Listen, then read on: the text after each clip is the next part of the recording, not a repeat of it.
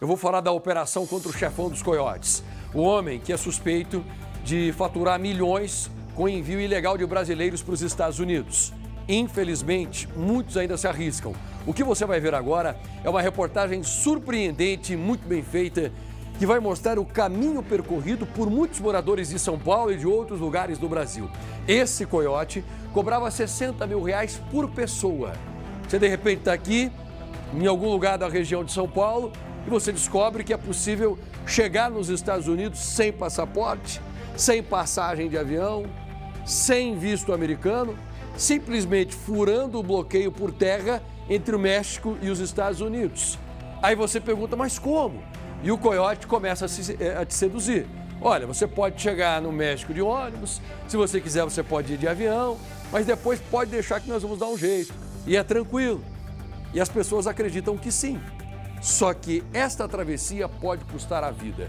Uma técnica de enfermagem pagou para entrar nos Estados Unidos, mas ela não suportou a viagem, acabou perdendo a vida, o nome dela é Lenilda, ela foi deixada para trás.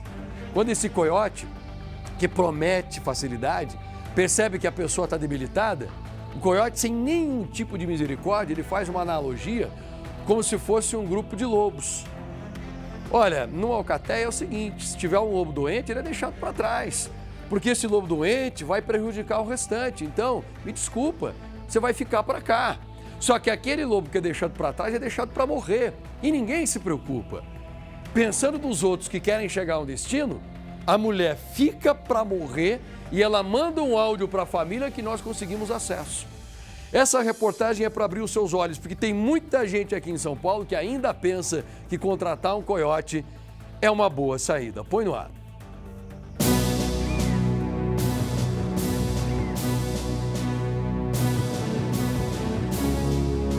O sonho de morar fora do país de origem faz muita gente perder a cabeça. Muitos acabam pegando atalhos perigosos. Um caminho facilitado pelos coiotes que atuam nas sombras. A passagem para uma vida nova tem preço alto, muitas vezes a própria vida. Caliente. Nas últimas horas, a Polícia Federal montou uma força-tarefa na região mineira conhecida como Vale do Aço, que compreende 28 municípios. A operação mirou no chefe de uma quadrilha suspeita de enviar brasileiros de maneira ilegal para os Estados Unidos. Mandados de busca e apreensão foram cumpridos nas cidades de Ipatinga e Santa Paraíso, onde mora o chefe do esquema. Ele confessa que ele mesmo praticava esse tipo de crime, que ele migrava ilegalmente pessoas pela fronteira do México para entrar nos Estados Unidos. Temos aí aproximadamente 2 anos aí de investigação, então é uma temática recorrente aqui, por isso a necessidade aí de reprimir esse crime, né? Este delito, ele vai ser destinado àquelas pessoas que nós vamos chamar de coiotes, pessoas que atuam em organização criminosa com o objetivo de promover a entrada ilegal de estrangeiros, no caso aqui brasileiros, nos Estados Unidos. E aí, por isso que a operação ocorreu, por exemplo, no interior de Minas Gerais, no Vale do Aço, onde a gente tem uma presença muito grande, né, de mineiros nos Estados Unidos e em vários outros lugares lá. A investigação aponta que o grupo cobrava 60 mil reais por pessoa para organizar as viagens clandestinas, principalmente pela rota do México. E 38 delas que procuraram a quadrilha conseguiram entrar pelos Estados Unidos. A estimativa é que os coiotes tenham faturado 2 milhões de reais. O juiz determinou o bloqueio desses valores das contas dos investigados e a apreensão de bens, como veículos, motocicletas. A depender da forma como o crime é praticado, existe a possibilidade de imputar associação criminosa, a depender também da quantidade de pessoas, mas me parece que o caso se amolda especialmente ao 232A do Código Penal, que é justamente o delito de facilitar essa migração ilegal, de promover. E não é de hoje que criminosos de Minas Gerais são investigados. Recentemente, a polícia prendeu integrantes de uma quadrilha que fazia esse trabalho em Minas Gerais e aqui em São Paulo. Para se ter uma ideia da potência do esquema, 26 milhões de reais foram bloqueados dessa quadrilha. Os criminosos cobravam mais de 100 mil reais para facilitar a entrada de brasileiros em solo americano.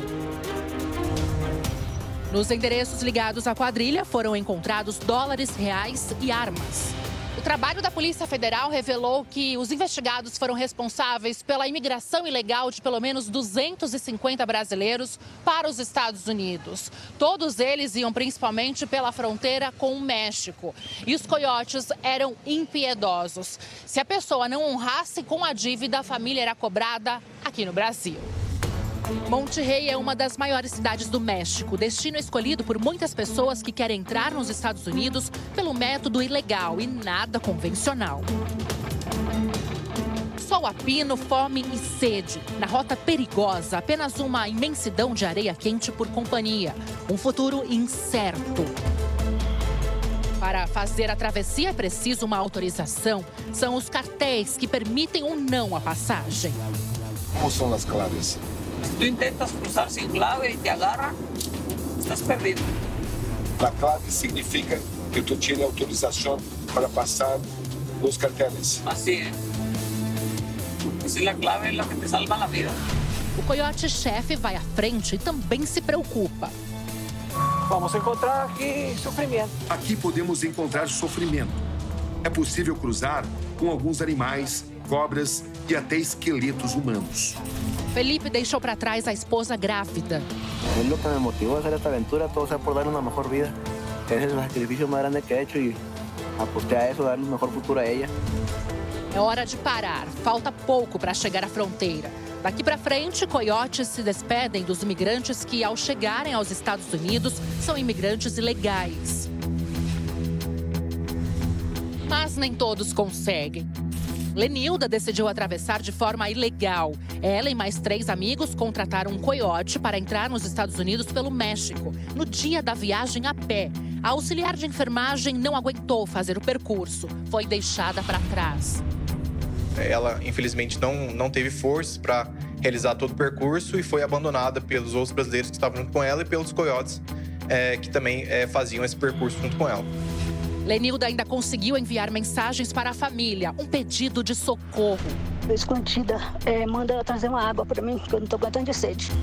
Mas, depois de alguns dias, uma notícia triste chegou. Lenilda foi encontrada morta no meio do deserto.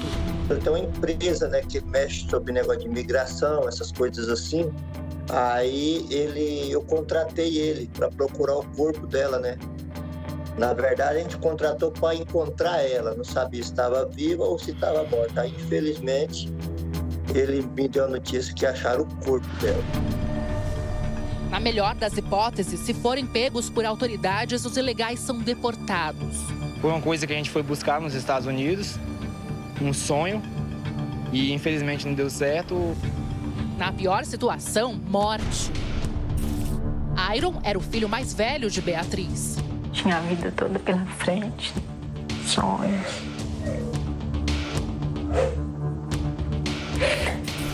A perigosa travessia pelo México foi negociada pelo chefe de uma quadrilha de coiotes, o Erlon.